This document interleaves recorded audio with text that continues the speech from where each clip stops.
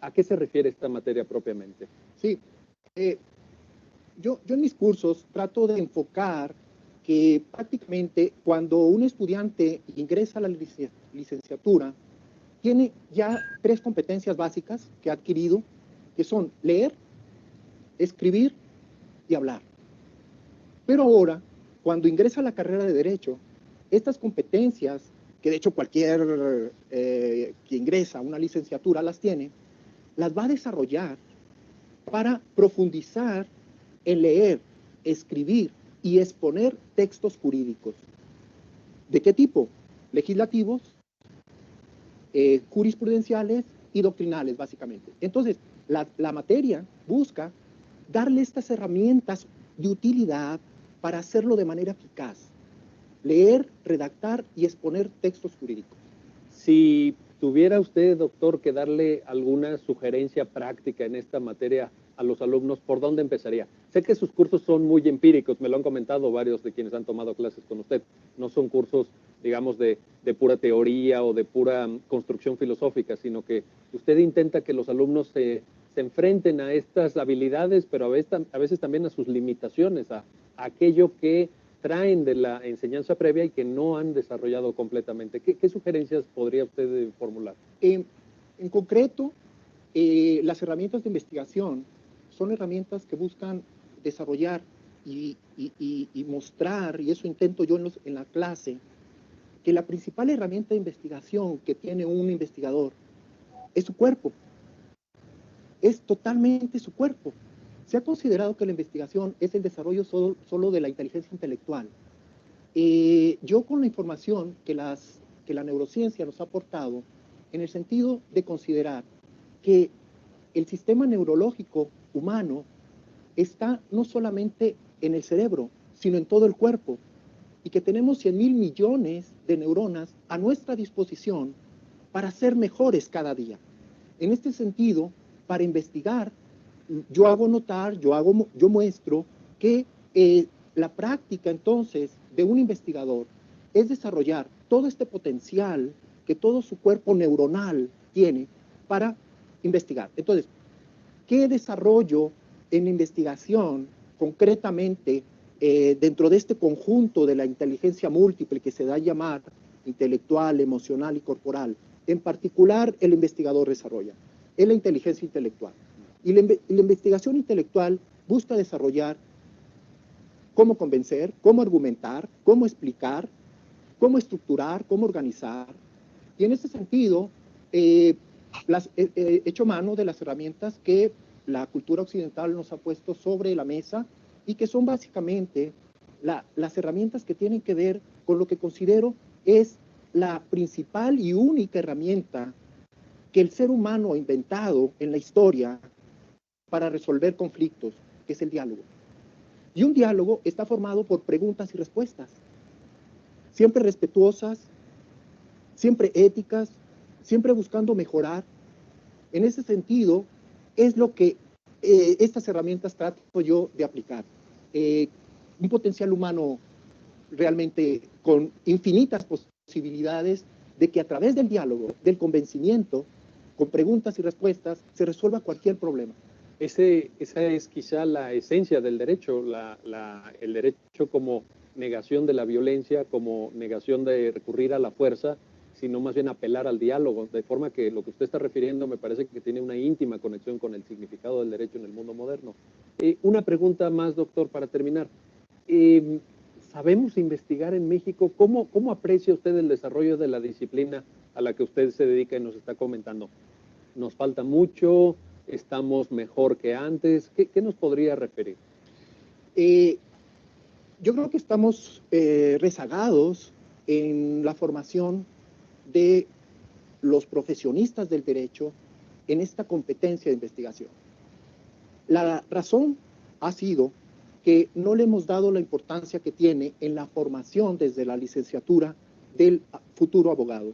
En ese sentido, creo yo, como ya lo mencioné, es porque se ha considerado que la forma de investigar es una herramienta propio para alguien que se va a dedicar profesionalmente solo a la investigación.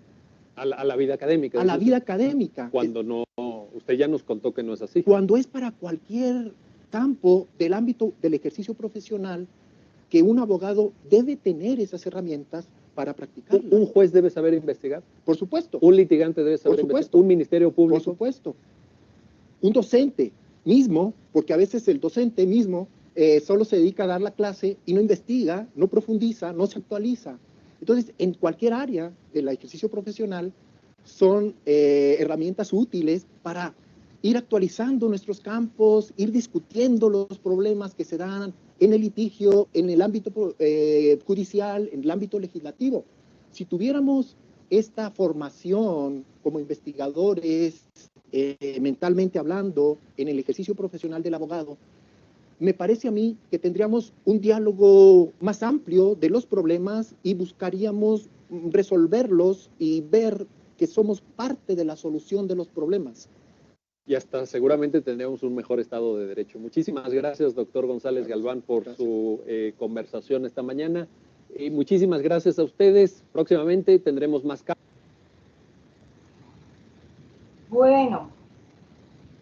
Bueno, ¿con qué se quedaron, mis queridos amigos? ¿Con qué se quedaron? ¿Con qué se quedó Alejandro Lomas? Cuénteme, ¿con qué se quedó? ¿Con qué se quedó de este video? ¿Cómo está, doctora? Buenas tardes. Bueno, yo del video me pareció muy interesante el tema de que hablaban de las neuronas, que el tema de las neuronas, el sistema neuronal no solamente comprendía todo el cuerpo, todo este sistema alrededor de todo el cuerpo, y es que nos puede ayudar a investigar. Y la última parte también que me gustó, que empezaron a hacer preguntas, empezaron a hacer, empezó a hacer preguntas. Perdón, ¿me escucha ahí? Sí, ahí estaba muy cortada tu intervención. Perdón, y al último me gustó que mencionaban que tanto el juez, el fiscal, el docente, el litigante deben saber investigar. Claro que todos los que ejercemos la profesión del derecho tenemos que saber investigar para tener un Estado de Derecho, como Miguel Carbonell al último decía, que podríamos tener un mejor Estado de Derecho. Muy bien, gracias Alejandro. ¿Con qué se quedó, compañero Clemente? ¿Con qué se quedó, Clemente? Sí, hola, buenas tardes, doctorita, buenas tardes, compañeros y compañeras. Me pareció interesante todo el video que lo vimos, principalmente por las directrices que nos enfocan para poder realizar un trabajo de investigación.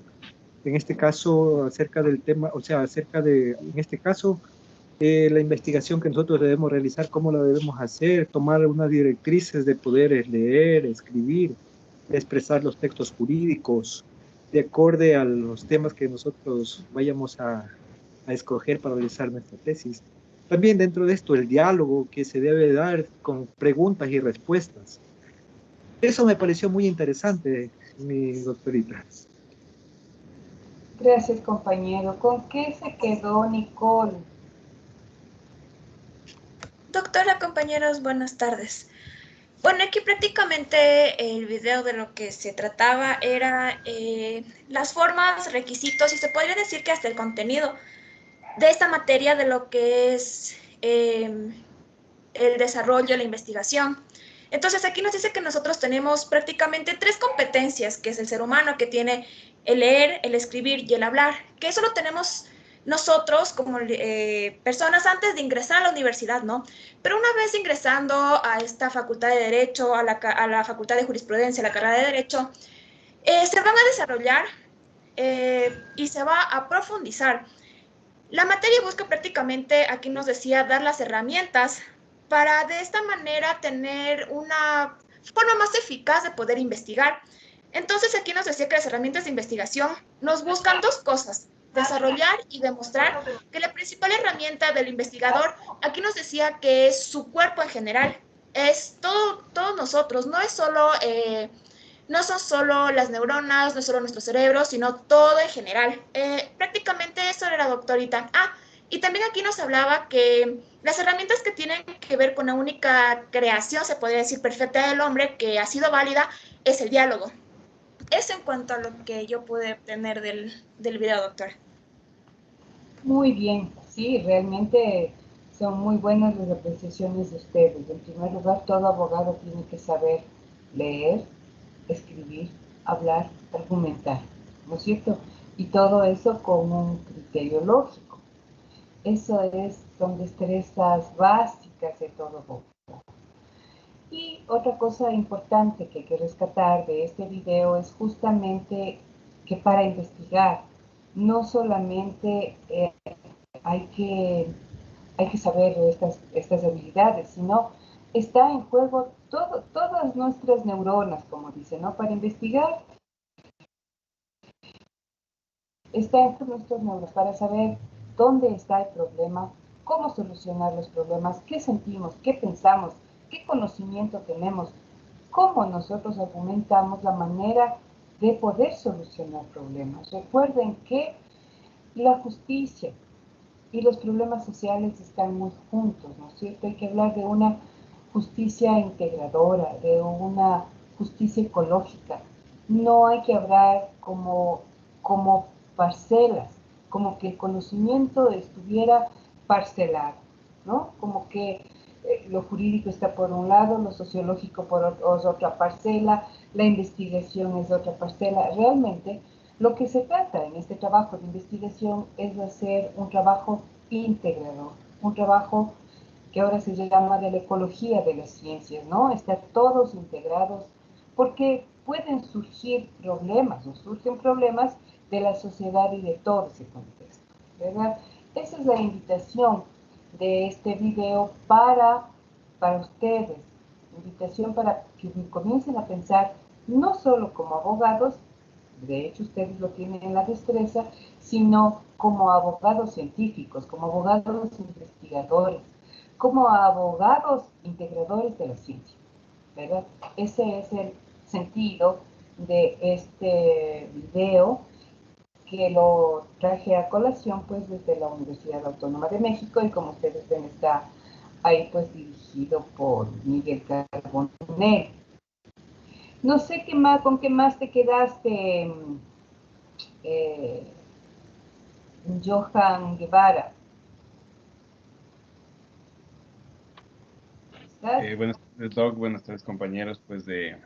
Con lo que me quedé del video principalmente es como ya mencionaron mis compañeros, que nosotros debemos tener como que no sé, como una, eh, una pasión al leer, al investigar para poder desarrollar nuestro tema de investigación. Eso, Doc. Muy bien. Bueno, entonces con esta introducción, este video introductorio para el trabajo de esta semana,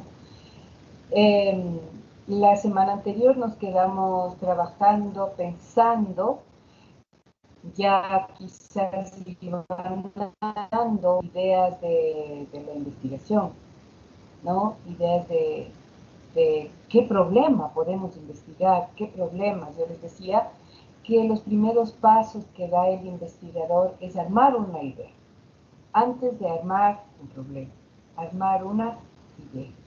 Y les había pedido que, de alguna manera, traten de escribir para que vayan compartiendo la pantalla y vayan, si ustedes quieren, ir trabajando ya con sus problemas. No sé si alguien quiere compartir su pantalla y poner el problema que ha pensado o la idea que ha pensado desarrollar. No sé si alguien quiere compartir. No, nadie, Doctora. señalo yo. Ok, Nicole, adelante. Listo, doctora. Ahorita comparto pantalla. Por favor.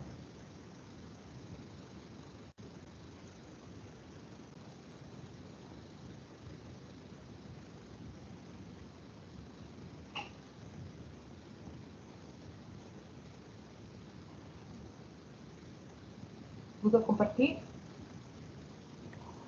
Doctora, creo que usted nos está ahorita compartiendo pantalla y yo no puedo compartirla. A ver, dígame. No, no estoy.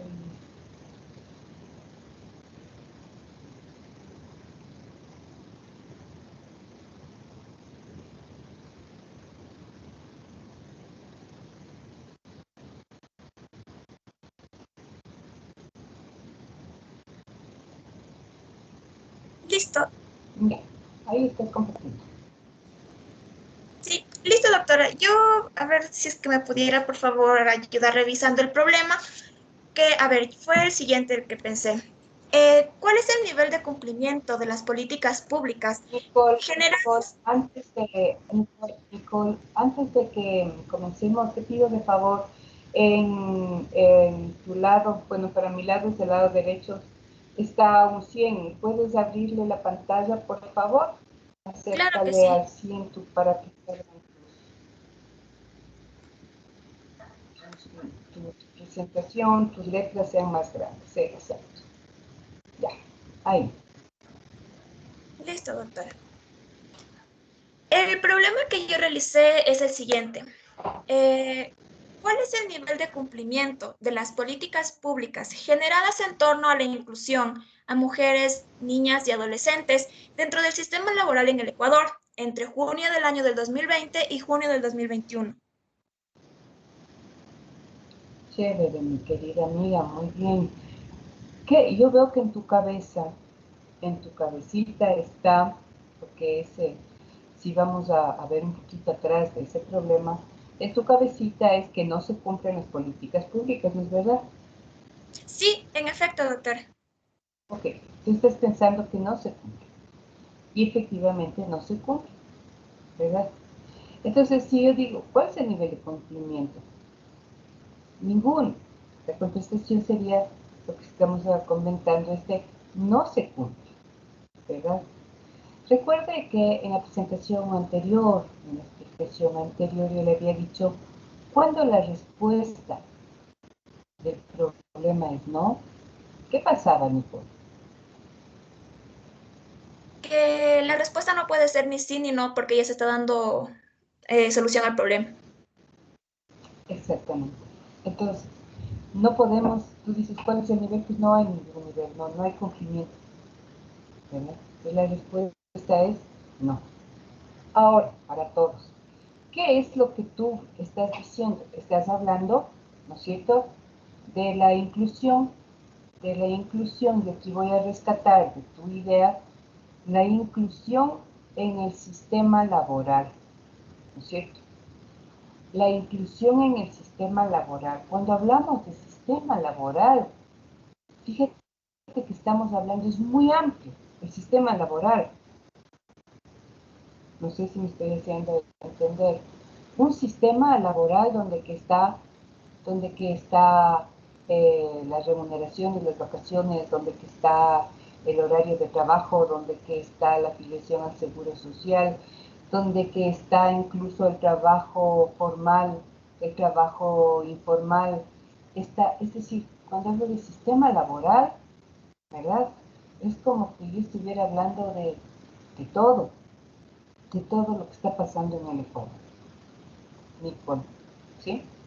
Entonces, en una investigación, queridos amigos, lo primero que tenemos que hacer es, a ver, vamos a puntualizar, ¿no es cierto? Voy a imaginarme yo, digo, a ver, la mujer es la que más ha sufrido el desempleo, ¿no es cierto? En esta pandemia, la mujer es la que tiene el mayor porcentaje de desempleo, según las estadísticas. ¿No es verdad, Nicole? Sí, doctora, en efecto. Sí. Ok. Entonces yo me voy a referir puntualmente al desempleo. Entonces yo comienzo a aterrizar.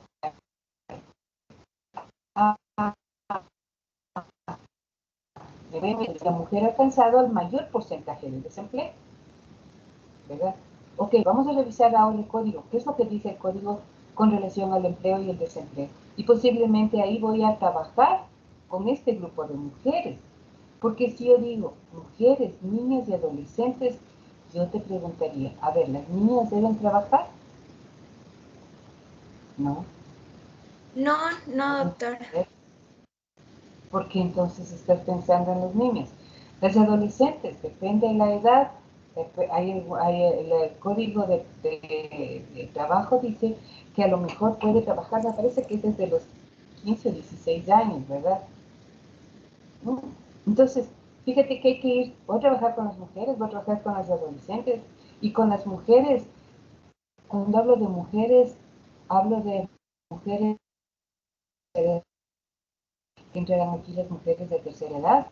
Entonces, por supuesto que tienen posibilidad, porque si no sería discriminación, si no se les da posibilidad de trabajar a las personas de tercera edad.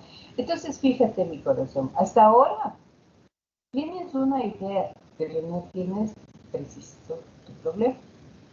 No sé si te aclaré. Sí, doctora, gracias. Disculpe, no sé si es que al inicio pudiera quedar, en vez de cuál es el nivel de cumplimiento de las políticas públicas, sería aquí la eficacia ¿Eficacia de qué? de las políticas públicas generadas a la inclusión de las mujeres. A ver, pero cuando hablamos de políticas públicas, en torno a las mujeres, tenemos políticas públicas en trabajo, tenemos políticas públicas en salud, tenemos políticas en educación, tenemos políticas públicas con relación a incluso a todo lo que significa la discriminación, la violencia y todo. Entonces, ¿sobre qué? ¿Qué políticas?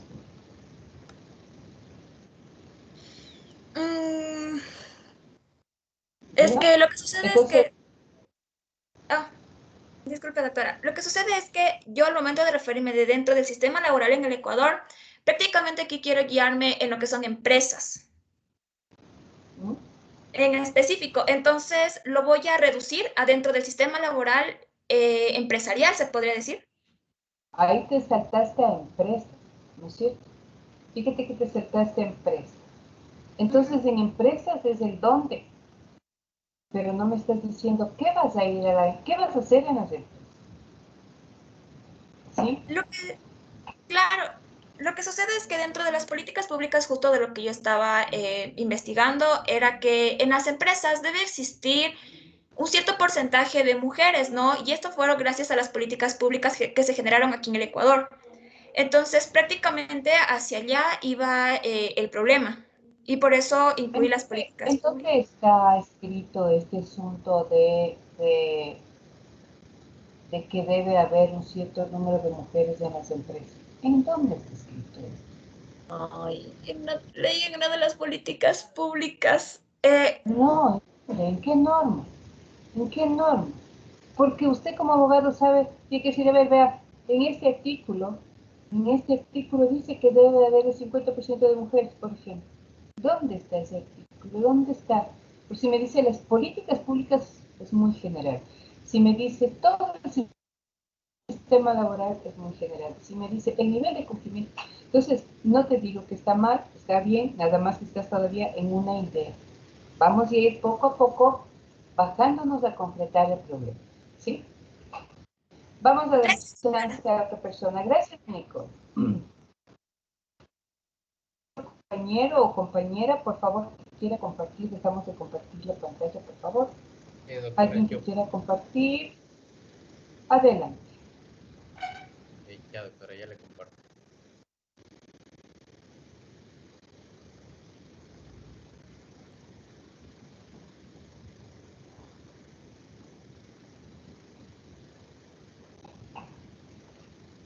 ¿Pudiste compartir?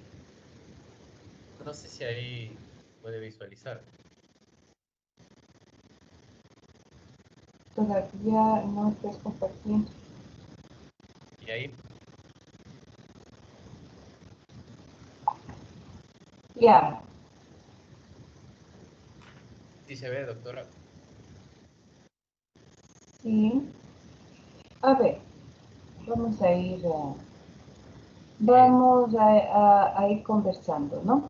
Tú dices, ¿cuál es la eficacia del habeas corpus correctivo para tutelar el derecho de integridad personal.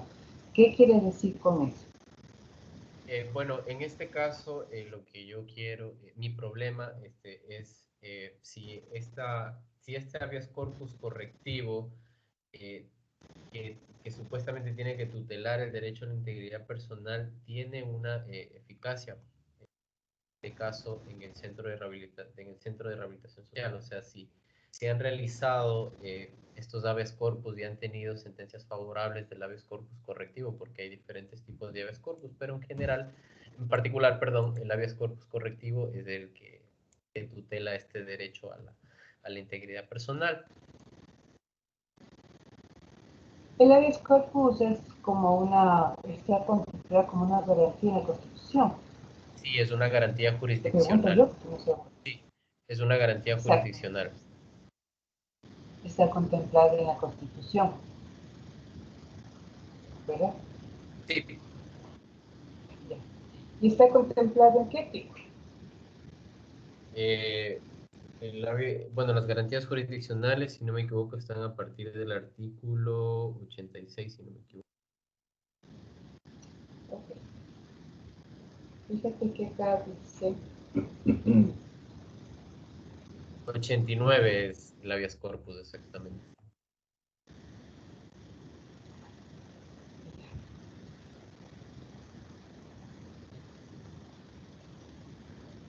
Dice, la acción de habeas corpus tiene por objetivo recuperar la libertad de quien se encuentre privado de ella de forma ilegal, ¿verdad? Y dice, arbitraria o ilegítima por orden de autoridad pública o de cualquier persona, así como proteger la vida y la integridad física de las personas privadas de libertad. ¿Sí? Sí, Entonces, si tú dices, ¿cuál es la eficacia del habeas corpus? Esta palabra correctivo, ¿a qué te refieres? es que la Corte Constitucional se ha manifestado y en algunas sentencias ha dicho que existen varios tipos de habeas corpus, entre los cuales está el correctivo. Y este correctivo es el que ampara o el que protege el derecho a la integridad personal frente a personas privadas de la libertad que han estado frente a situaciones de tortura o tratos no tratos crueles. Datos inhumanos. Ajá. Ok, entonces, fíjate, ¿cuál es la eficacia? No sabemos cuál es la eficacia. ¿Tú puedes decir que es eficaz? No. No, ¿verdad? Entonces, ¿cuál es la eficacia? No tenemos, no sabemos. La contestación nuevamente es no sé cuál será la eficacia. La respuesta de esa pregunta es no. Ahora, si estamos respondiendo no, nos estamos quedando sin un problema, ¿verdad? Ahora, si tú le das la vuelta a eso, por ejemplo, ¿no es cierto? ¿Cuáles son los casos en los que se utiliza? ¿Cuáles son los casos en los que se utiliza este habeas corpus correctivo? Podría ser, por ejemplo, la correcta aplicación del habeas corpus correctivo, o hablar de la aplicación del habeas corpus correctivo. A ver, tú como sabes, tú como abogado sabes que la jurisprudencia y todo tiene que aplicarse como dice la norma. No podemos aplicar de otra manera. Entonces que tenemos constitucionalmente una manera que te dice de esta manera y para estas personas aplica. Que la Corte Constitucional ha dado diferentes formas, si tú quieres, de habeas corpus, pero debe estar está la aplicación. Entonces no podemos decir cómo se aplica, porque el juez y el abogado aplica, debe saber que se aplica como está escrito. ¿Verdad, mi querido amigo? Correcto, doctora. ¿Me escuchas? Entonces, tú estás dándote la vuelta en tu pensamiento con relación al habeas corpus, ¿no? Pero para tutelar el derecho de integridad, sabemos que hay personas que han sido agredidas, ¿no es cierto? ok, queremos darles a lo mejor el habeas corpus, como dice la Constitución, es para darles la libertad, ¿verdad? Entonces, me parece a mí que investiguemos, pues, en qué casos, cuáles son los casos en los que se aplica este habeas corpus, cuáles son los casos en que se han aplicado en el Ecuador. Este habeas corpus podría ser. Fíjate, si yo me pregunto, ¿cuáles serán los casos en los que he aplicado este habeas corpus? No puedo contestar como sí o como no, ¿verdad? Claro. Sí, sí, sí. Entonces ahí, Entonces, al la pregunta, perdón, la pregunta iría en este caso como que, ¿cuáles son los casos en los que se ha aplicado el habeas corpus correctivo?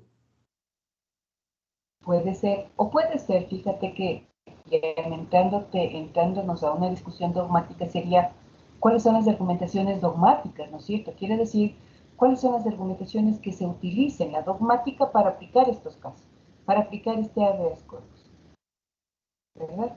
Entonces, ¿cuáles son las argumentaciones dogmáticas para aplicar este habeas corpus correctivo en estos casos? No sé si me estoy haciendo entender. Sí, sí, sí, totalmente. Ahora, si es que yo digo, ¿cuáles son las argumentaciones dogmáticas para aplicar esto? ¿A quién preguntaré? No puedo preguntarles a los privados de la libertad porque los pobres ni siquiera han llegado, creo que a duras penas llegarían a terminar el colegio. Sí, ¿a No, quién? ahí a eso le tendría que preguntar bueno, al órgano jurisdiccional o a la Corte Constitucional. A los abogados, a los abogados que están esos, ¿ah? Hay que pensar entonces a quién voy a preguntar, Entonces ¿verdad? ahí ya cambiaría mi quiénes. Necesariamente. Es que fíjate que el momento en que tú te planteas el qué y le ubicas a ese qué, te tienes que pensar ahora y a quién pregunto esto. Porque si yo pregunto cuáles son las argumentaciones, ¿no es cierto?, epistemológicas, doctrinarias para esto, voy a conversar con un privado de la libertad, me va a decir, ¿y ahora con qué se come esto? ¿Verdad?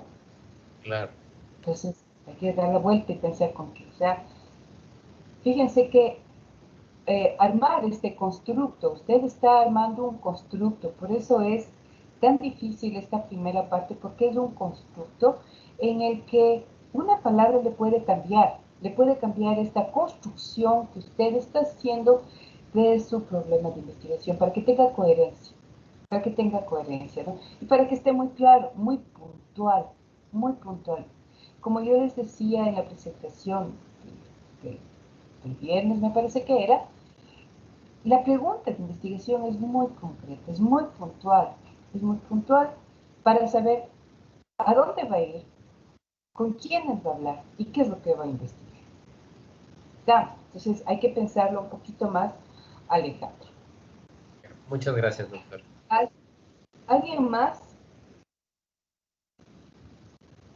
Bueno, gracias compañeros que han compartido sus problemas, porque ahora les voy a complicar un poquito más. Les voy a complicar un poquito más su problema de investigación.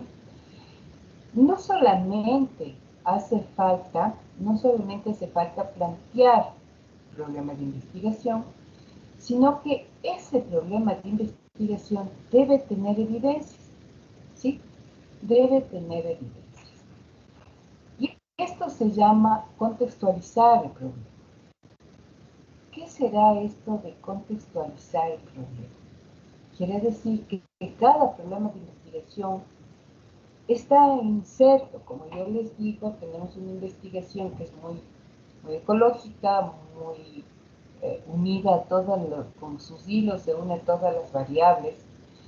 Entonces yo encuentro un problema de investigación, pero ese problema de investigación tiene que estar unido a la realidad y por lo tanto, en la realidad tengo que encontrar datos. Por ejemplo, me dirán, ¿qué es esto de datos?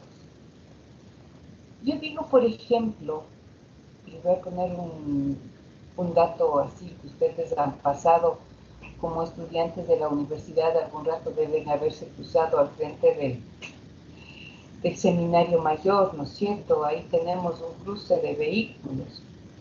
Entonces, supongamos que yo digo que ahí existe un alto porcentaje de accidentes de tránsito, ¿no es cierto? Entonces yo digo, voy a preguntarme, voy a investigar cuáles son las causas para que en esta esquina de la Colombia América se produzcan accidentes de tránsito, ¿verdad? ¿Cuáles son las causas para que en esta esquina se produzcan accidentes de tránsito? Supongamos que yo me pregunte, que voy a preguntar eso, voy a preguntar a los agentes de tránsito, voy a preguntar en el año 2021. ¿Mm? Y entonces me van a decir, ¿y por qué usted me dice que hay accidentes ahí? ¿Y por qué me dice que hay accidentes ahí? Entonces yo digo, a ver, verá, en el mes de enero hubieron 10 choques. En ese mismo mes hubo 2 atropellados. En el mes de febrero hubo 4 choques, 5 atropellados. En el mes de marzo hubo un estrellamiento, un volcamiento, en fin. Me le estoy dando datos de que ese problema que yo quiero investigar existe, ¿verdad? Si yo no tengo datos que me dicen que ese problema existe, tampoco hay problema. Esto se llama contextualizar el problema. Vamos a regresar al problema de Nicole. Nicole me dice que está interesada en trabajar con el desempleo de las mujeres. Y perfectamente ya puede darme datos. Me va a decir, a ver, este rato, 8 de cada 10 mujeres están desempleadas. En este momento, las mujeres están siendo despedidas de las empresas por el hecho de ser mujeres. En este momento, muchas madres solteras pueden mantener a sus hijos porque no tienen empleo, ¿verdad? Me está dando datos de que ese problema existe, está ahí, ¿verdad? Y me puede dar datos, me puede dar cifras, va a buscar fuentes confiables para decirme, mire, aquí está este problema y este problema existe, ¿verdad? Ahora, en el otro del habeas corpus, ¿qué datos tenemos, amigos? ¿Cuántos habeas corpus se ha dado? ¿Cuántos casos tenemos? ¿Qué se ha hecho? Entonces comenzamos como a decir, ¿y ahora cómo armo el contexto? ¿Verdad? Entonces, no es solamente de armar el problema, sino de encontrar el contexto. Permítanme volver a compartir, por favor, la pantalla antes de seguir conversando.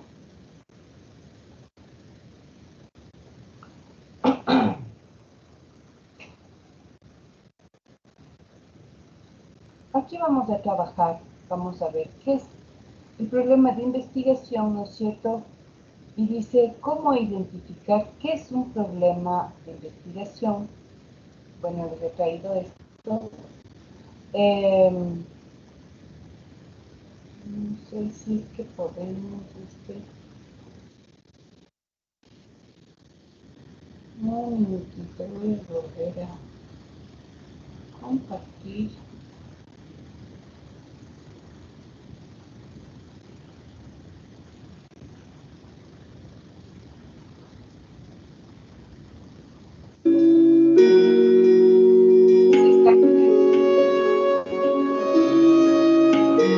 Un trabajo muy fino el que se hace, pero no se valora precisamente porque hay una visión racista sobre los pueblos indígenas que no permite ver más allá que simples trapos coloridos. En su inicio, generalmente las mujeres cuando elaboran un mitil piensan que es para ellas, pero cuando surge la necesidad terminan vendiendo su arte con mucho dolor y a un precio muy injusto.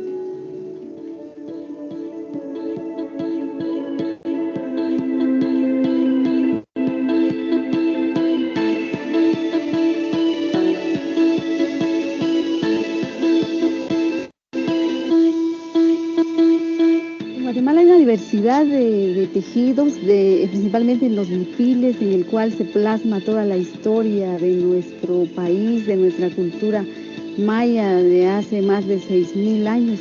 Muchos de los dibujos, de los diseños se presentan el cuidado del agua, el cuidado de la vida, el cuidado de la naturaleza. Es como saludar a las estrellas, a la luna, a todo el universo, la forma en que nos vestimos y pues queremos conservarla. En ese momento no hay un reconocimiento legal, no hay protección legal de nuestras creaciones.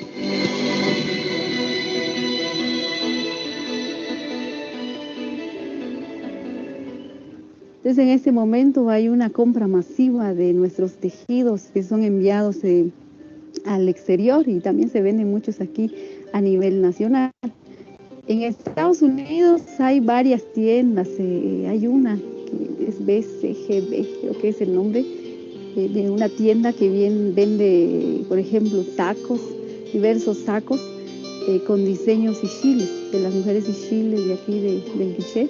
Bueno, nunca les pidieron permiso, no están pagando derechos de uso, de reproducción.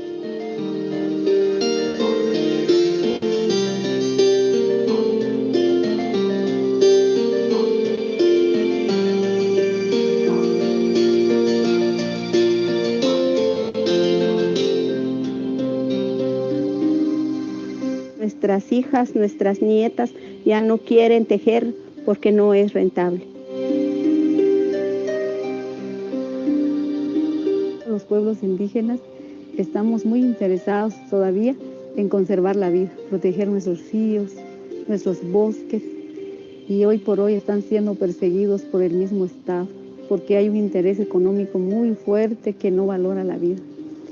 Y nuestros textiles están íntimamente ligados a esa lucha por la defensa del agua, de los bosques, ya que eso que plasmamos en nuestros tejidos llenos de colores, llenos de esperanzas.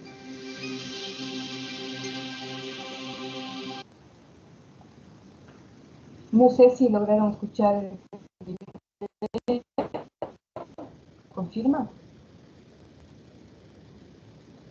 ¿Me confirman, compañeros?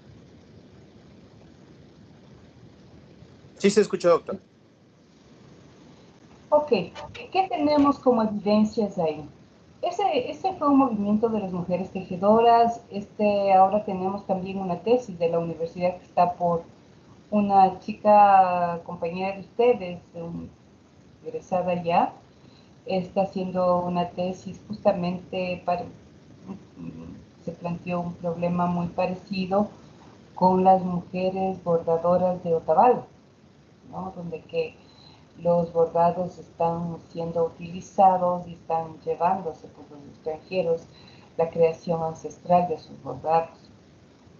Esta es una tesis que está ya escribiéndose, ¿no?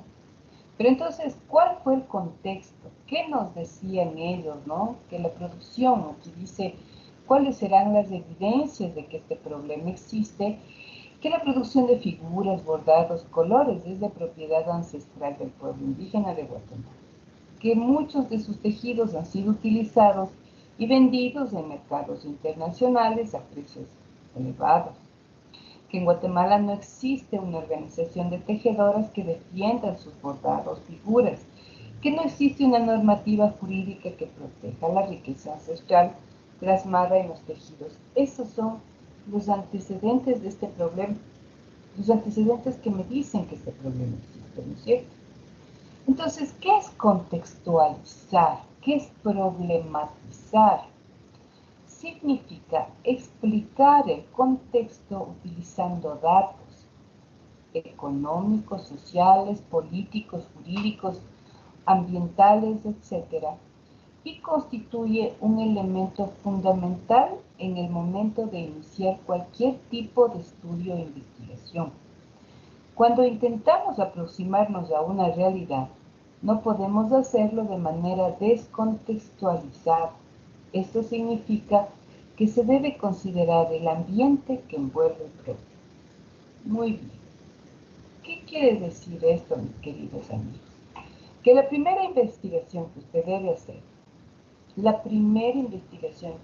hacer, es, ok, voy a pensar en este problema de investigación, en esta idea de investigación que tengo en mi cabeza. Ahora, voy a buscar datos o evidencias que me digan que ese problema existe en la realidad, ¿verdad? Eso es contextualizar. Decir, ¿este problema existe en la realidad? Por supuesto, porque hay estas situaciones de... Estas situaciones, estos datos, estas evidencias me dicen que este problema existe en la realidad. Entonces, con estas evidencias yo voy a plantearme mi problema, voy a plantear ese qué, voy a plantear ese a quiénes, dónde y cuándo. Si yo no tengo datos que evidencien el problema, tampoco tengo problema de investigación. ¿Sí? Tampoco tengo problema de investigación. Mire, es como que yo dijera, hace rato estamos pasando el presidente ha vuelto, ¿no es cierto?, a poner un mes más de estado de excepción para el sistema penitenciario. Estamos pasando un grave problema en el sistema penitenciario que no se va a resolver de hoy para mañana. Esto va a llevar algunos años para tratar de resolver. Entonces, yo digo, hay un problema, ¿no es cierto? Un problema, de ahí pueden salir miles de problemas de investigación,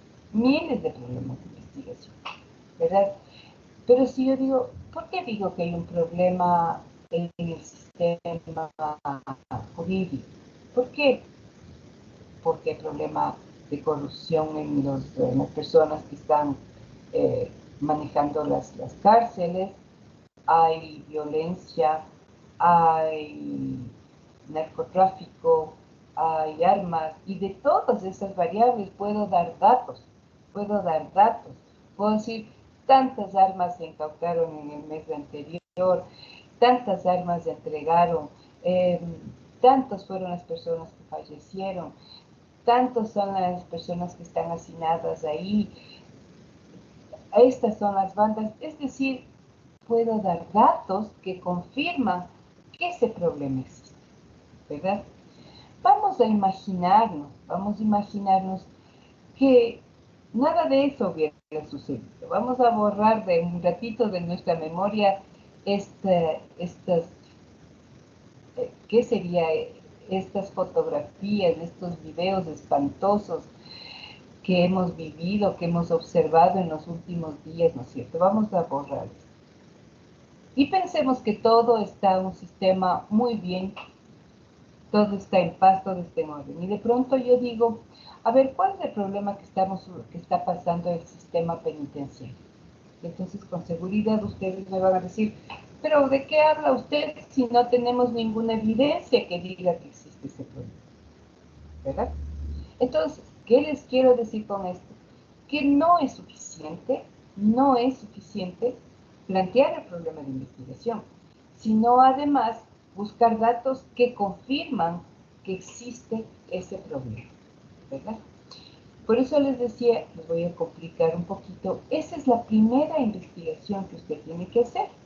La semana anterior yo les decía, póngase a leer normativa, póngase a leer jurisprudencia, póngase a leer casos, para que ubique su problema. Pero no es suficiente con eso. Ahora tiene usted que indagar evidencias que le confirmen que existe un problema. Voy a volver a compartir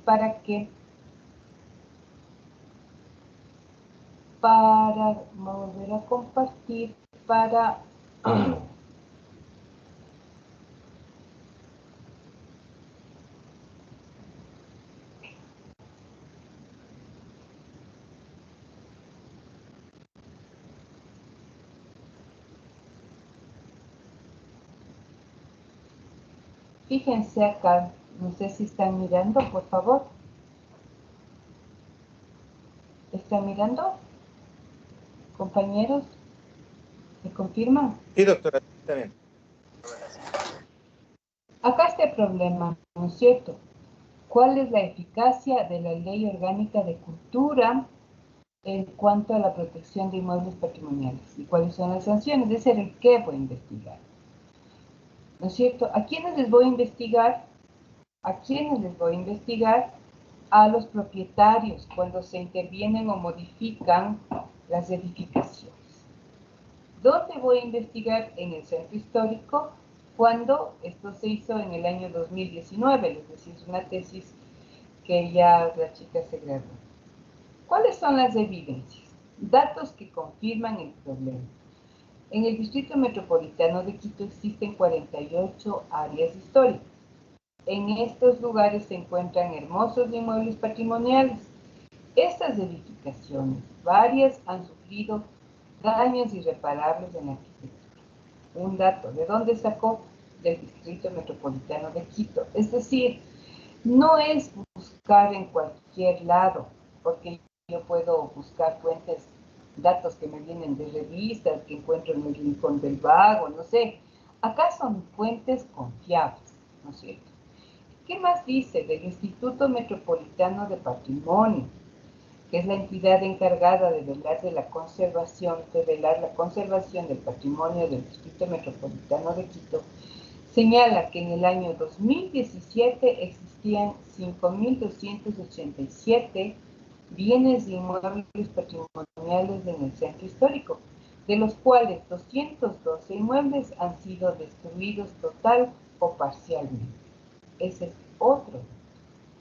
¿Qué dice? Según el diario Comercio, varias edificaciones del Distrito Metropolitano de Quito han sido derrocadas.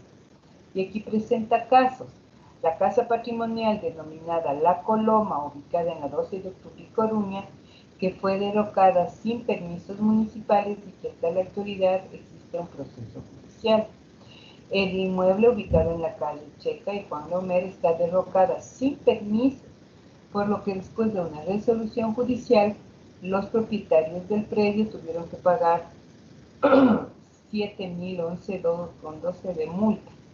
Es evidente la destrucción de bienes y inmuebles patrimoniales, como se ha podido constatar según varios boletines de prensa, información del gobierno municipal, el inventario del Instituto Nacional de Patrimonio.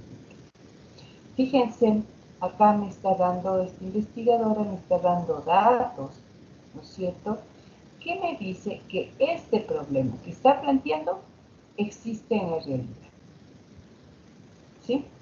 Entonces, no hace falta, este rato ustedes están en la parte de encontrar su problema de investigación, de encontrar su qué jurídico, a quiénes va a investigar, dónde va a investigar y cuándo va a investigar, ¿verdad? Ok. Pero no hace falta solamente eso. O dicho de otra manera, ya cuando usted estructure, puntualice concretamente su problema, entonces busque cuáles son las evidencias de este problema. No sé si es que tienen alguna inquietud, compañeros, hasta aquí. Ninguna. Ninguna. Este curso está muy calladito. Los otros cursos ya me estarían preguntando cosas. Ninguna pregunta. Está muy claro, compañero Freddy Ábalos. Está claro lo que son el contexto. Sí, doctora, está claro, de acuerdo a lo que nos está indicando y de acuerdo a la conceptualización, claro, que nos indica, tenemos que buscarlas, o sea, tener una base y estadísticas que nos ayuden a tener un problema dentro del planteamiento del tema de investigación. Ya, que nos ayude a tener, ¿cómo le digo yo? Los datos le confirman que existe ese problema. Si no tiene datos, ese problema no existe, ¿verdad? Así es. Entonces, la primera investigación que usted tiene que hacer, esta pequeña investigación, es ponerse a buscar datos. Nicole, dígame. Doctora, disculpe una pregunta. Al momento de nosotros sacar los datos y sacar lo que ahorita usted nos está comentando, A ver, por ejemplo, en mi caso, yo tengo que sacar esto de las políticas públicas, ¿no? Para ver la política pública para la igualdad de género. Pero aquí se realiza prácticamente, esto es del 2018, y se realizan, se podría decir, evidencias desde el 2011. Entonces, las evidencias que yo voy a sacar son en torno a esos mismos años, ¿verdad? A ver, mi querida Nicole, una de las cosas que yo le decía, la política pública, ¿qué es una política pública? La política pública es la acción que debe realizar el Estado para las personas, ¿verdad? Sí. Ya. Entonces, es el Estado el que tiene que hacer eso.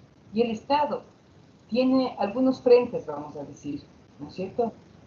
Políticas públicas de salud, políticas públicas de educación, políticas públicas para igualdad, política pública. Es decir, tenemos algunas políticas públicas, ¿sí? Cuando hablamos de Estado también, la pregunta es, que le invito a pensar, ¿quién es el Estado? ¿Quién es el Estado? También el Estado somos todos nosotros, ¿verdad? Y también muchas de las cosas es porque nosotros permitimos que suceda. Entonces, cuando hablas de políticas públicas, es muy general, no es muy concreto. La pregunta tiene que ser precisa, por eso yo te invitaba, mira, hay una ley nuevita del año anterior, me parece, que habla sobre, creo que es de la violencia a la mujer, no sé si ahí también se contempla algo de laboral, no lo sé, pero a lo mejor en el Código de Trabajo puede haber un artículo preciso con relación a la mujer, a lo mejor alguna ley de inclusión a la mujer puede ser algo muy preciso, ¿verdad? No te quedes solamente como política, porque política pública es todo y es nada, ¿verdad? Entonces, no sé qué vas a investigar cuando me dices la política pública. Es como cuando me dicen, quiero hacer un estudio de, ¿cómo era? Eh, de contaminación ambiental, ¿no? Un estudio de contaminación ambiental. Yo digo, ¿contaminación ambiental de qué? ¿De dónde? ¿En dónde? ¿En qué parte? ¿Con qué parámetro? ¿No? Entonces, nunca podemos quedarnos así con términos generales, vagos, porque eso no nos permite investigar. No sé, Nicole, tienes que salte de tu cabecita esto de política pública, ¿verdad? Y concreta tu pregunta con relación a tu interés, es trabajar con mujeres. Y de hecho, pues me parece que el día de mañana a las 5 de la tarde hay justamente una charla de la doctora Susi Garbay, que a quien le interese debería entrar. Mañana comenzamos la clase a las 6, para quien le interese debería entrar a las 5 y yo les pasaría ahí. Entonces, hay que concretar, porque incluso dejar suelto el asunto de género también es muy amplio. Entonces, Nicole, hay que ir cerrando, hay que ir bajándose a lo concreto, porque fíjate, ¿qué evidencia tienes tú? Si tú me dices políticas públicas, yo te digo, ¿qué evidencias me das? No tienes. Pero si tú me dices desempleo, entonces tienes evidencia. Nicole, no sé si es que... Sí, doctora. Lo que sucede es que revisando el Ministerio de Relaciones Exteriores y Movilidad Humana sacan en realidad una política para la igualdad de género. Se llama así. Y claro, dentro de toda esta política, es cierto, aquí lo que justo ahorita lo que usted nos estaba mencionando, ¿no? Se da la igualdad de género netamente hacia las mujeres. Entonces, prácticamente yo me estaba basando ¿no? En este documento que emitieron, pero si usted me dice que en base en una ley o que salió recién, entonces me iré por ahí. Lo que pasa es que, bueno, yo no te digo por dónde tú vas a ir, lo que tienes es que concretar, ser precisa. Ya vamos a ir revisando otros problemas de investigación para que tengan claridad de cómo armar los problemas de investigación. ¿Sí? Gracias, Nicole. ¿Alguien más? ¿Alguna otra pregunta? A ver, compañeros. Creo que en la clase anterior, o la semana anterior, yo les decía, esta clase es taller. Es taller, no es que la profesora viene y habla. No. Es una clase de taller donde que ustedes tienen que ir construyendo su trabajo cada día. El que se queda calladito de las personas, por mi experiencia a veces muy mala experiencia, de las personas que se quedan calladitas y que no exponen sus trabajos y que no se les puede corregir. Y que, fíjense que cuando estamos en presencial, gracias a Dios con ustedes vamos a estar en presencial desde enero, ¿no es cierto? Ahí yo paso revisando cada problema y les voy corrigiendo. Pero acá en la virtualidad se me quedan calladitos y al final del semestre yo no sé qué hicieron y cuando presentan está terrible.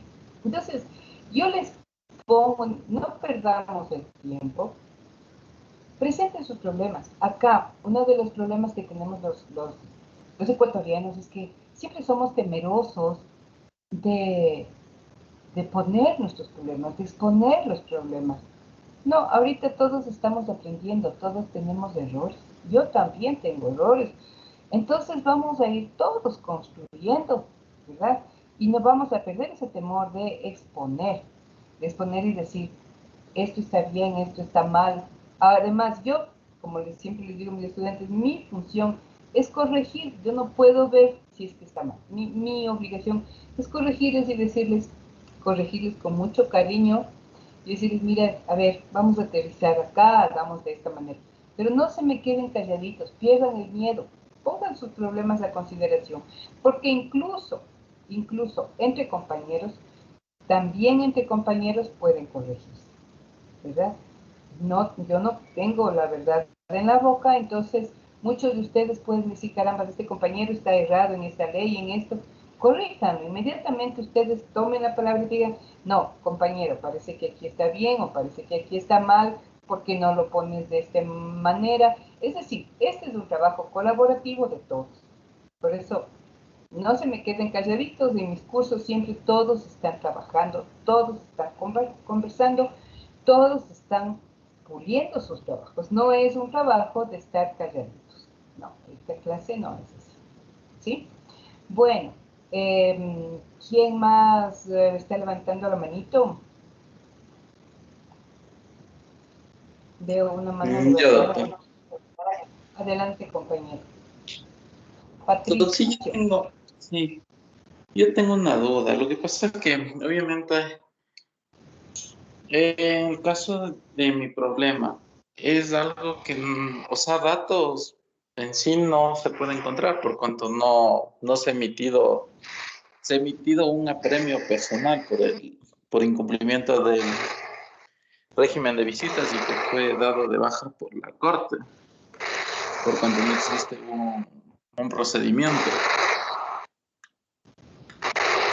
Entonces yo ahí me entró la duda, no entiendo cómo ver los datos, porque está hablando de datos estadísticos. A ver.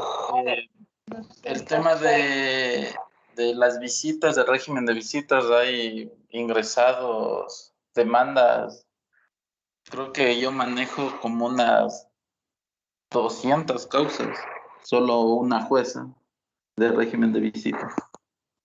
Esa es una evidencia. O sea, todas las demandas de régimen de visitas. Claro, usted puede decir, a ver, tú estás trabajando ¿en dónde trabajas tú, Patricia? Perdóname. O sea, el tema... No, ¿en dónde tú trabajas? Yo trabajo en la unidad, la familia de la niñez y adolescencia de aquí de la Mariscal. Bien, entonces fíjate que puedes decir, en esta unidad, en el año, qué sé yo, en el 2019 entraron tantas solicitudes, en el 20 tantas, y así, esos son datos, pero datos que están registrados en tu Pero ¿cuál es tu fuente? Tu trabajo. Claro, del Consejo de Entonces, Datos Estadísticos que maneja el Consejo de la Judicatura. exacto. Entonces, esos son los datos que tú tienes para evidenciar que tienes un problema.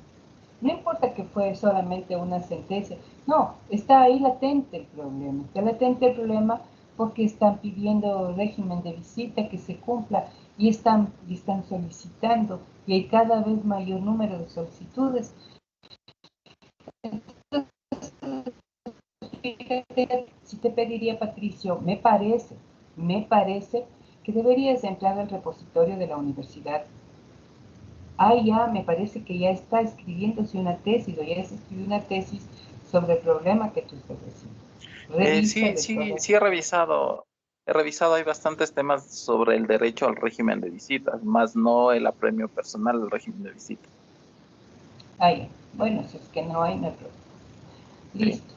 Entonces, tienes tus datos, están los datos ahí, nada más que hay que sistematizarlos, ¿no? Hay que organizarlos, es decir, a ver, llegaron a la judicatura, puedes tomar los 3 años anteriores y decir, en el 19 tantos, en el 20 tantos, por provincias, ¿no? Incluso si tú tienes chance por provincias, ¿cuál es la provincia en que mayor se demanda? Puede ser Guayas, puede ser Pichincha, porque Pichincha es la mayor población. Y si tú vas a hacer en Quito, bueno, pues ¿qué está pasando en Quito? ¿Qué está pasando en Pichincha? Ya, doctor. ¿Sí? Ok, no sé si con esto les quedó claro, compañeros. ¿Alguien más está levantando la mano, no? A ver, vamos a pedirle a la compañera, vamos a pedir a otra compañera, Diana, cuénteme cuál es su problema de investigación. Por favor, Patricio, baje la manita.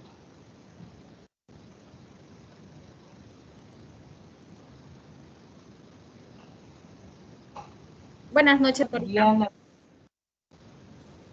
Ya, ¿Cómo le digo está? esto más. Bien, doctora.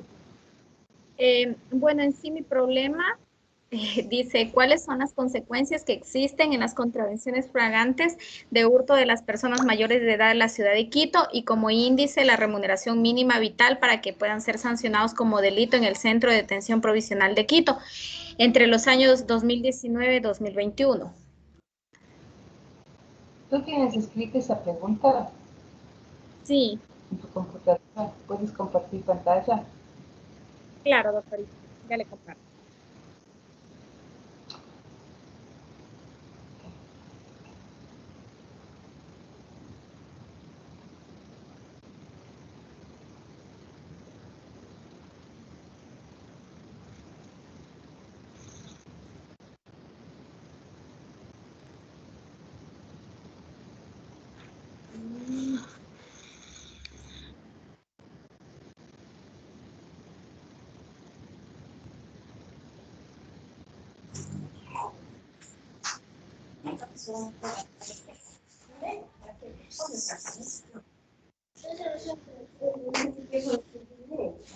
¿Puedes compartir?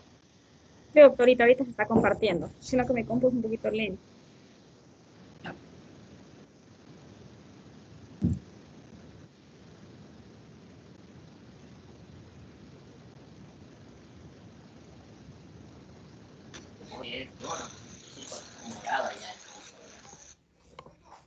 Ya. Doctorita. Ya.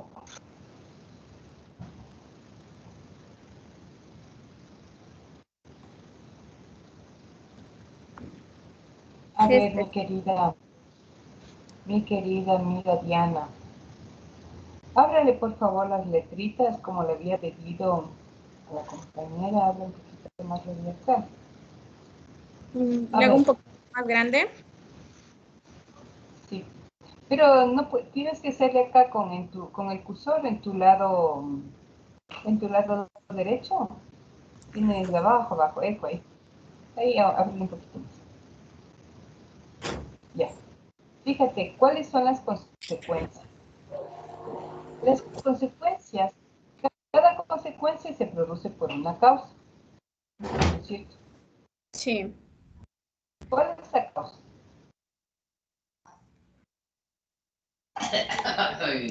En sí es por hurto. La causa es el hurto.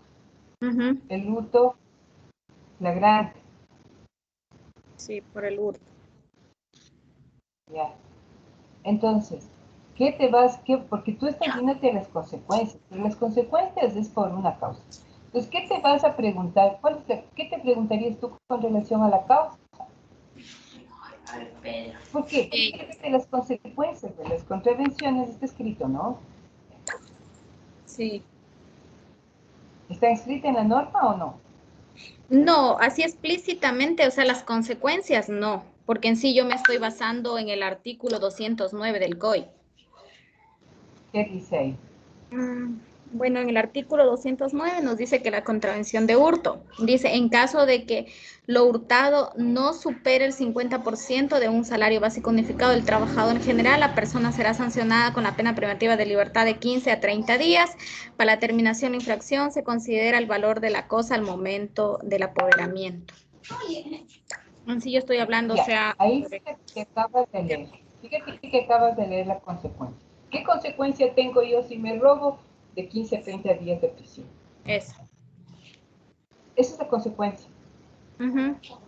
Entonces, si tú me dices, ¿cuáles son las consecuencias? Ya están escritas, pues, mi corazón. Ya están escritas. ¿Qué puedo hacer?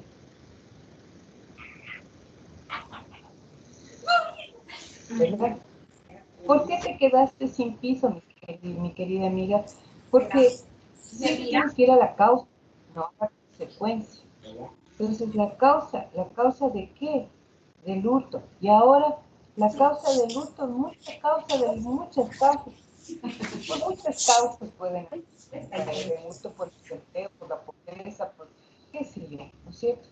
Entonces, fíjate que si yo digo, ¿hay causas para el hurto? Sí. ¿Y hay consecuencias del hurto? Sí. Entonces, mi corazón, ¿qué pasa cuando la contestación es sí o no? No hay problema. No hay problema. Exactamente. No hay problema. ¿Verdad?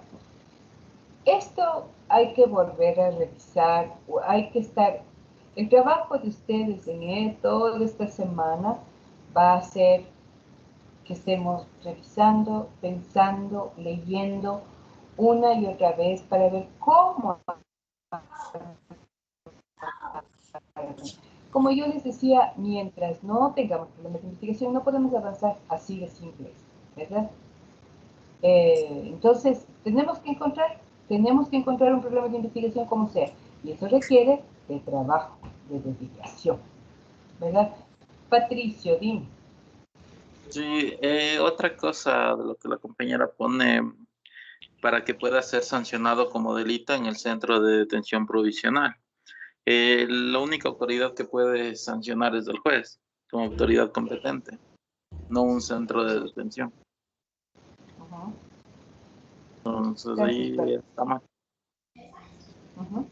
Sí, es un falta de... Sí, pero voy a pensar en otro problema que tenga, o sea, más investigación. Ok. Gracias, Patricio, y gracias, Diana. Gracias, doctorita. Bueno, por favor. Cuando comenzamos la clase esta tarde,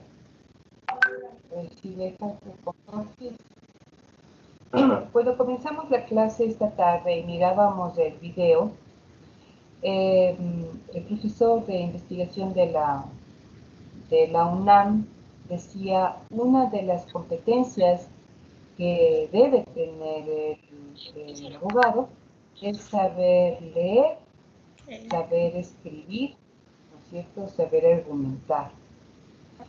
Entonces, ustedes van a tener su primer deber.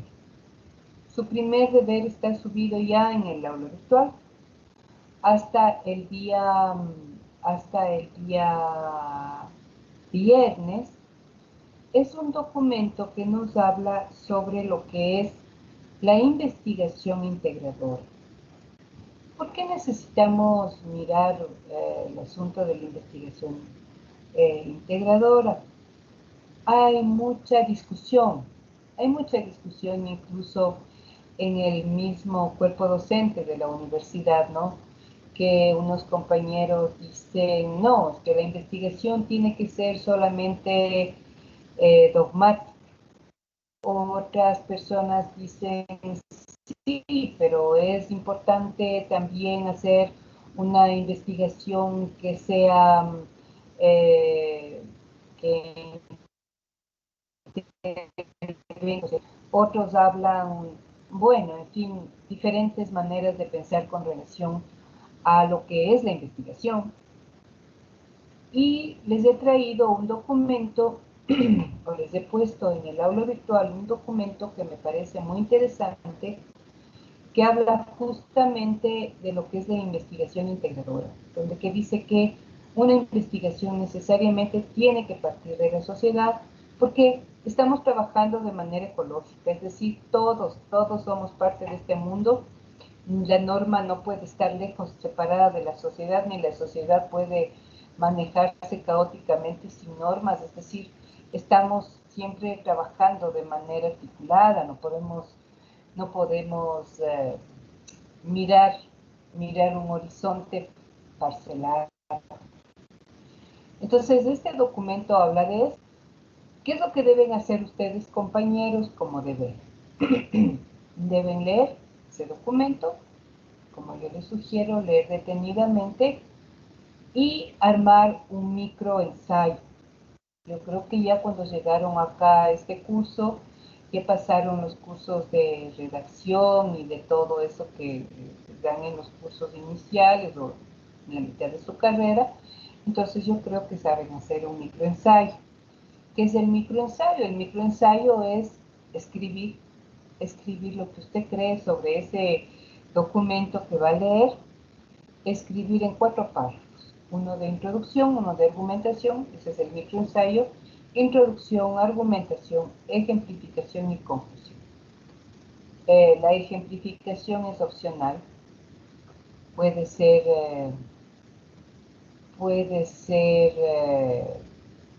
un ejemplo que usted ponga que es opcional, pero lo que sí debe ir es la introducción, la argumentación y la conclusión. Entonces debe leer ese documento y en base a ese documento escribir un microensayo que debe tener 1000 palabras. Bueno, no le pongamos tanto, pongamos 500 palabras, la mitad, ¿sí? 500 palabras. Este deber está subido ya en el aula virtual hasta el día viernes. ¿Alguna pregunta hasta aquí?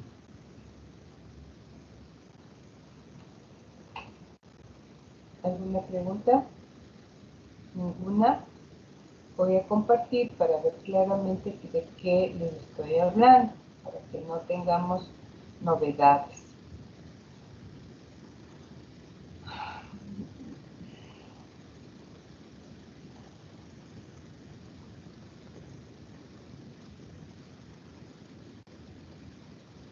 Este es el documento que que está subido en el aula virtual. Acá arriba está la dirección electrónica, donde que también está este documento. Este es justamente también de un profesor de la Universidad Autónoma de México.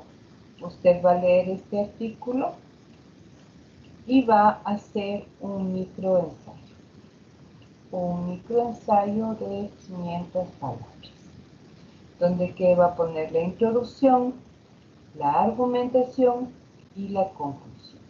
Recuerden que les debo recordar. Aquí está el documento que está subido en su aula virtual. ¿Qué les debo recordar? En el microensayo, ¿qué es una escritura suya? Usted va a escribir. Yo siempre les digo a mis estudiantes cuando hablamos de ensayo, microensayo, en la universidad se llama microensayo, en la escuela se llama redacción. Cuando usted estaba en la escuela, seguramente, en algún rato, su profesora o su profesor le decía, vamos a hacer la redacción sobre el árbol de Navidad, vamos a hacer una redacción sobre las vacaciones, vamos a hacer una redacción sobre, qué sé yo, el paseo de fin de año, ¿verdad?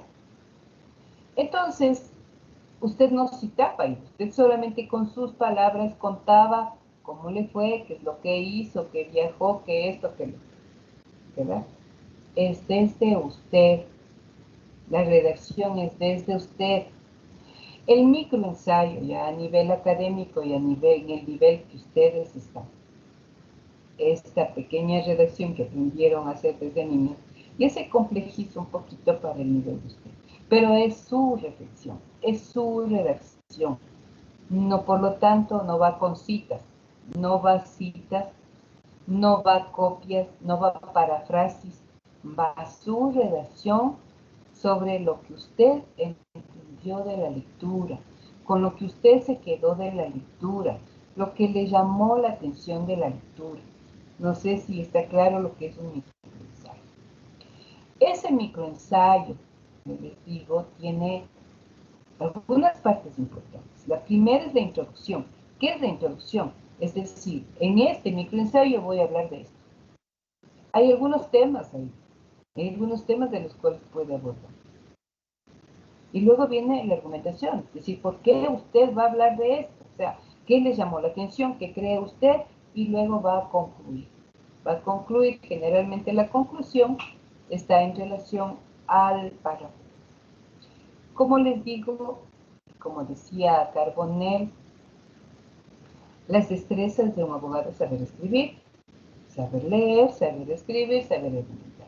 Bueno, vamos a poner en práctica esas destrezas con las que comenzamos la clase el momento en que usted escribe este microensayo. Les he puesto como mínimo 500 palabras, pero puede poner más, usted es un buen escritor. ¿Qué es lo que debe tener este microensayo? Y que está puesto en el deber, en las indicaciones del deber. Primero, debe cuidar la ortografía. Primero. Segundo, debe tener sintaxis, es decir, debe armar párrafos. A mis queridos abogados les gusta hacer párrafos de una página, de media página, ¿no?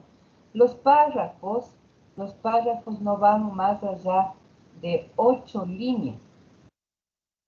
Y cada párrafo tiene una idea principal y unas ideas secundarias. ¿Por qué me interesa revisar esto con ustedes? Porque deben terminar haciendo documentos, escribiendo documentos de investigación. Entonces, tienen que aprender a escribir con sintaxis, con ortografía, con coherencia lógica, ¿verdad? Este va a ser su primer deber. ¿De dónde sale este deber? De la lectura que usted va a hacer y que está subido en su aula virtual. Por favor, compañeros, cumplan los deberes. Yo reviso, califico todos los deberes y eso va a una sumatoria que son deberes, también tiene talleres, todo el tiempo va a estar trabajando. Por favor, yo no quiero tener sorpresas al final, cumpla deberes, cumpla todo lo que vamos a seguir trabajando. Por favor. Hay veces que con mucho pesar, al finalizar el semestre, pues no les alcanza los puntos. No porque la profesora sea mala, sino porque no trabajaron. Dígame, compañero, ¿quién está levantando la mano? Carmen, cuéntenme. Doc, buenas tardes. Disculpe, lo que pasa es que quería ver si es que puedo compartir la pantalla, a ver si es que está bien lo que sería, en cuanto a lo que sería el tema. El tema todavía no lo hemos visto. El problema, Doc, perdón. Ya te voy a dar paso. Primero le escuchemos a Alex. ¿Alex también quiere compartir? No, doctora, yo tenía una cuestión, es que hoy me di cuenta a la cuestión de certificar mi asistencia, que yo no estoy matriculado en el aula virtual, entonces quisiera saber cómo sería de resolverlo. ¿Cómo es su nombre? Benavides. Ah, lo que pasa es que yo no les he subido desde... Me subieron la lista desde Tix y desde el SIU, pero yo le voy a poner en el aula y yo le voy a matricular manualmente yo. Muchas gracias, doctor. Alguien más que está con ese problema me hace el favor de avisar, porque yo no me doy cuenta sino cuando me dice. Ya le voy a subir, compañero Benavides. A ver, Carmen, comparta por favor su pantalla. Otra cosa hasta que comparta la compañera. Dime, Patricia. Para presentar el trabajo, el deber, sale hasta el viernes 3 a la 1 de la mañana. Tiene todo el día para presentar, desde las 6 de la mañana hasta la... ¿Está desde la 1 o hasta la 1? No sé, sale 3 de diciembre, 01. Y si le abro y te dejo la... Revísele en qué hora pues. Me parece que yo lo que quería poner es creo que es desde las 7 de la mañana hasta las 10 de la noche. Creo que es todo el día para presentar. Qué raro, porque aquí sale viernes 3 de diciembre del 2021, 01. O sea, ya. Está viernes 3 de diciembre, 10. Mírale en la fecha de entrega. Hasta las 10 de la noche tienen para entregar, ¿verdad? Ya, doctora, gracias. Sí. Ok, vamos con Carmen. A ver, Carmen. ¿Abajo ya se ve la pantalla? Sí, sino que quisiera que le bajes un poquito y le abres un poquito más la letra.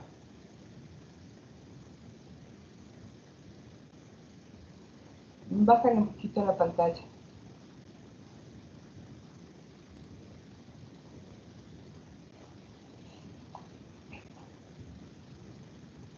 ¿Qué quiere decir usted? ¿Cómo se ha venido asumiendo la investigación de paternidad según el artículo 255 del Código Civil en contra de los abuelos paternos en Ecuador?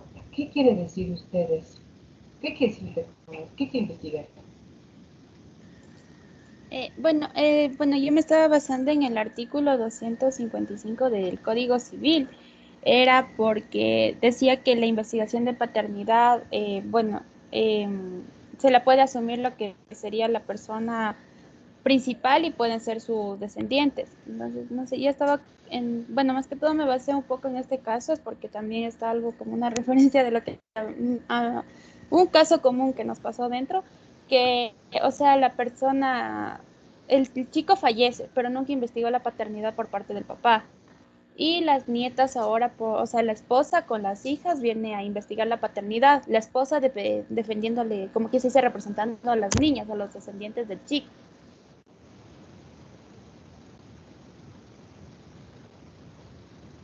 ¿Tú quieres investigar qué cosa? O sea que en cuanto a los descendientes, digamos, a los nietos que sí pueden investigar dentro de lo que sería la paternidad, a los abuelos, pero bajo la representación, digamos, cuando exista la persona fallecida, como quien se dice, la persona que sería el hijo, la persona principal, no los descendientes, o sea, se cabería dentro del caso. Porque yo estaba viendo este tema, pero sino que también quería ver si es que vale este tema, este problema, sino verle otro que es sobre algo de ambiental. A ver, verás, mi querida amiga. Tú me estás poniendo un caso. Este es un caso, ¿verdad? Uh-huh. En la investigación no se ven casos, se ven problemas, ¿verdad? Es posible, fíjate, es posible que este problema, que no exista solamente este caso. Vamos a imaginarnos que existen 1000 casos de estos, ¿verdad? y que estos casos se están denunciando todo el tiempo.